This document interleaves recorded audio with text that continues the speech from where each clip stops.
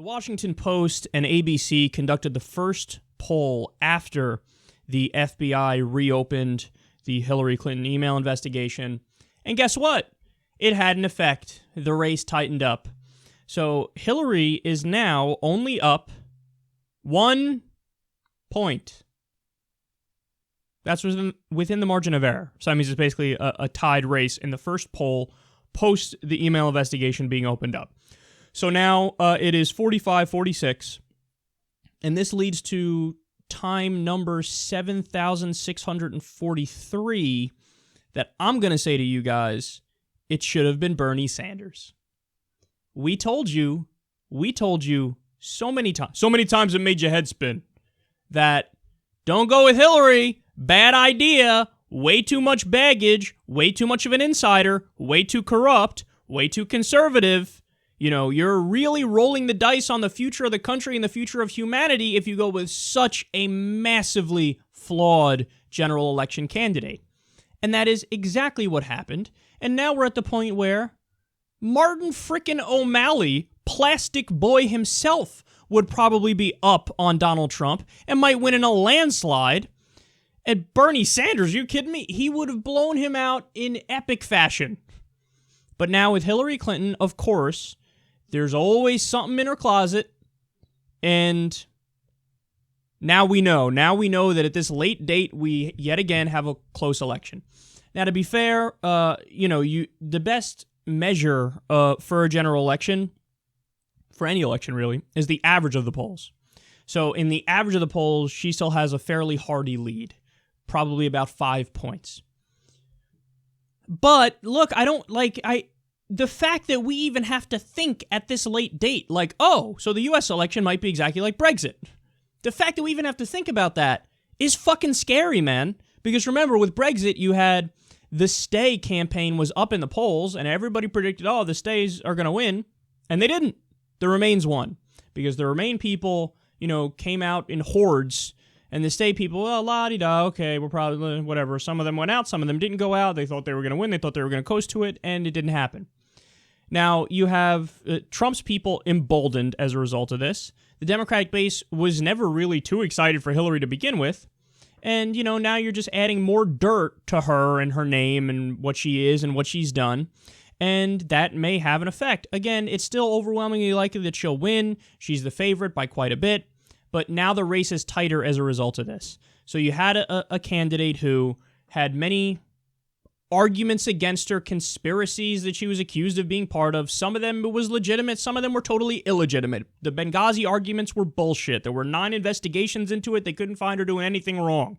There was nothing there. But when you look at the Clinton Foundation, for example, there is shit there.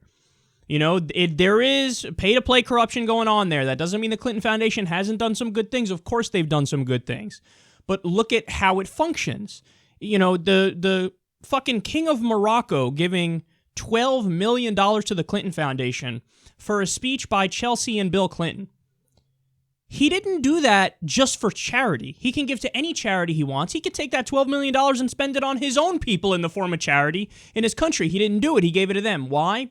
Because you're buying favoritism from the American government. Because Hillary Clinton was Secretary of State, so hey, you scratch our back, now I'm going to scratch yours. Saudi Arabia, same thing. Bill Clinton going to Gulf states, giving speeches, and the Clinton Foundation takes money. Guess what? Hillary Clinton turns around and gives them weapons deals. Okay, there is something going on there. Don't be naive, don't be stupid, and say, there's nothing going on there at all. Everything is totally pure and totally normal, and they're totally angelic. The Clintons, oh my God, they didn't do anything wrong ever. Nonsense. And the list goes on and on. Even her voting record alone with the Iraq War and the Patriot Act and deregulation and for the so-called free trade deals that outsource jobs. All these things, it all piled up. And now, idiot Democratic loyalists, the partisan hacks, have risked turning the country over to a monster like Donald Trump because they picked such an insanely flawed candidate. And what was the only thing that they pointed out about, we can't have Bernie in the general because the Republicans are going to make arguments against him? Yeah, no shit. What are the arguments going to say? He's a socialist. He describes himself as a democratic socialist. Do you have any idea how easy it is for Bernie Sanders to swat away that dumbass argument? Fuck. Oh, you're going to call me a socialist? Here's what that means. I like Medicare. I guess you hate it. Boom! Argument over. What the fuck are we talking about here? You know what he's going to say? Oh, really? So, you think I'm some sort of radical? I guess you think FDR, when it came to economics and the New Deal, was a radical. And by the way, those programs are the most popular government programs ever in U.S. history. So, swat away your bullshit argument. Bitch, I got nothing for you. Are you kidding me? You know how easy it would have been for Bernie Sanders to say, yeah, that's the best you got? That's what you're going to argue against me? Please, batter up, bitch. Batter up. I got this. Whereas Hillary Clinton, a lot of the arguments stick because a lot of them are true. You know, when Donald Trump goes out there and he's like, look, man, she's in bed with Wall Street. What do you want me to tell you? She took over $600,000 from Goldman Sachs. And then she spoke at Goldman Sachs. What, did they give her that money because they want to hear her position on birth control? Is that what they did? No. They're buying access to the administration so that when she gets in, hey, they need a little bit of deregulation. Hey, they need a subsidy. What are you going to do? Give them a corporate welfare check. This is the way the system works. And she is a deep insider.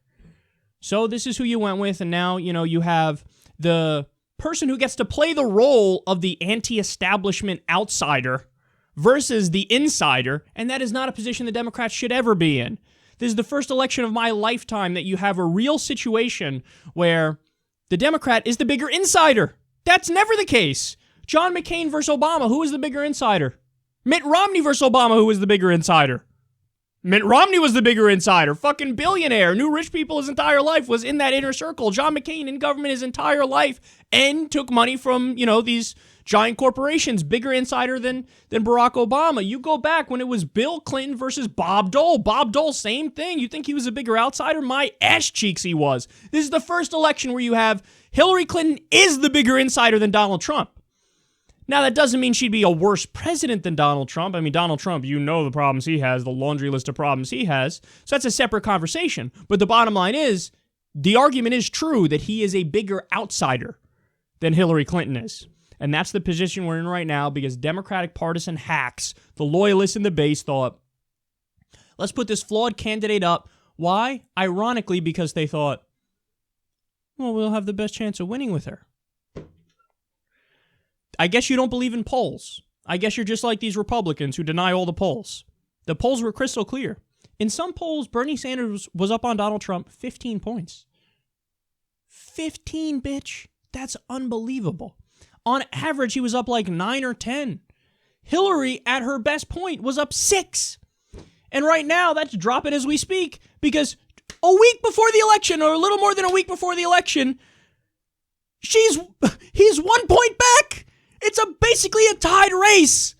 Now, again, I get it. The average is still more important than this individual poll, but this is the first poll after the news came out. After the news came out about, hey, look, we're kind of reopening the investigation into her emails. What a terrible situation we're in, man. What a terrible situation. I'm going to be really upset no matter who becomes president out of these two cretins. But now we're putting everything in a position where we're back to having a real race. For the past few weeks, I've been out here on the show saying it. Well, it's close. We're this close to Hillary Clinton putting away Donald Trump. I was out here saying that on the show because it was true. But now with this, bomb dropped in the election, we're right back to maybe Trump, maybe. You should have gone with Bernie Sanders. It's not a question. I would have rather you had fucking Martin O'Malley Plastic Boy than Hillary Clinton. Martin O'Malley would be up at least 8 points on Donald Trump right now. You went with the worst possible choice, ironically thinking it was the best possible choice. You made your bed, and now you might have to sleep in it.